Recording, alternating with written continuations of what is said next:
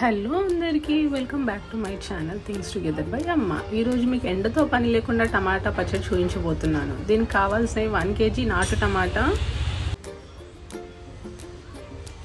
75 grams salt, 50 grams చింతపండు, 2 teaspoons జీలకర్ర, 2 teaspoons మెంతులు.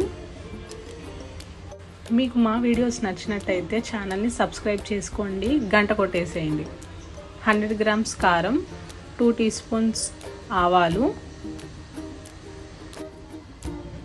మనకు టేస్ట్ తగ్గట్టుగా ఎల్లిపాయలు, తాలింపుకి సరిపడా ఎండుమిర్చి, పల్లి నూనె, పసుపు, ఇంగువ. మనము పచ్చడి పెట్టేటప్పుడు ఈ చిన్ని చిట్కాలు ఫాలో అవుతే చాలా బాగా వస్తుంది పచ్చడి. మనకి నాటు టమాటోతో పెట్టుకుంటే టేస్ట్ అనేది ఇంకొంచెం పెరుగుతుంది. మెంతులు మంచిగా ఫ్రై చేసుకోవాలి, అలాగే జీలకర్ర కూడా ఇలాగే మనం బాగా రోస్ట్ చేసుకోవాలి. నన్ను ఏమన్నా అడగాలి అనుకుంటే రెసిపీ గురించి కింద కమెంట్ సెక్షన్లో కమెంట్ చేయండి. ఇప్పుడు స్టవ్ ఆఫ్ చేసుకున్నాక ఆవాలు వేసి లైట్గా వేడి అవుతే చాలు.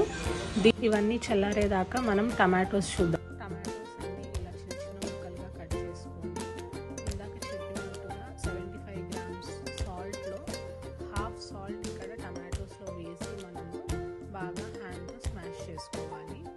స్మాష్ చేసుకున్నప్పుడు దీంట్లో వచ్చే వాటర్ని మనం చింతపండుని నానబెట్టుకోవడానికి వాడుకుంటాము. ఇదిగోండి, ఇట్లా చింతపండులో వేసి ఆ చింతపండు నానేంత వరకు ఉంచాలి. ఇలా చేస్తే ఏంటంటే మనకి టమాటోస్ కూడా ఫాస్ట్గా కుక్ అయిపోతాయి. ఈ కడాయిలో ఇలా మొత్తం టమాటోస్, కట్ చేసిన టమాటోస్ మొత్తం అన్నీ వేసుకొని హైలో పెట్టుకొని కలుపుతూ ఉండాలి. వాటర్ అంతా ఎవాపరేట్ అయ్యేదాకా కలుపుతూ ఉండాలి. ఈ పికల్ని మనము ఫ్రిడ్జ్లో స్టోర్ చేసుకుంటే 4 to 5 months వరకు స్టోర్ ఉంటుంది. అదే బయట పెట్టుకుంటే కనుక 2 months స్టోర్ ఉంటుంది మనకి. మీకు ఒకవేళ నాటు టమాటా దొరకకపోతే నార్మల్ టమాటోస్కే, కాకపోతే చింతపండు ఒక 20 grams ఎక్స్ట్రా వేసుకోండి. అప్పుడు మీకు పులుపు అనేది సరిపోతుంది. ఇలా కుక్ అవుతుంటే టమాటోలో కొంచెం పల్లి నూనె వేసుకోవాలి. చూడండి మీకు వాటర్ అనేవి ఎలా రిలీజ్ అయిపోయాయో టమాటోస్లోంచి. మీకు ఈ వీడియోలో చూపించినట్టుగా ఇలా ఈ కన్సిస్టెన్సీ వచ్చేదాకా మనం టమాటోస్ని బాగా బాయిల్ చేసుకోవాలి. చూడండి, దాకా ఆవాలు, జీలకర్ర వేయించుకున్నాం కదా, మెంతులు, అవన్నీ నేనైతే రోట్లోనే దంచుకుంటాను. నాకు రోట్లో దంచుకుంటే ఆ టేస్ట్ అనేది ఎన్హాన్స్ అవుతుంది. ఇలాగే జీలకర్ర, మెంతులు కూడా నేను రోట్లోనే దంచి పెట్టుకున్నాను. ఇప్పుడు మనం తాలింపు వేసుకుందాము. పల్లి నూనె హీట్ అయ్యాక ఆవాలు, జీలకర్ర, ఎండుమిర్చి కొంచెం ఫ్రై అయ్యాక వెల్లుల్లి, జీలకర్ర కచ్చాపచ్చాగా దంచుకొని మనం ఆయిల్లో వేసుకోవాలి.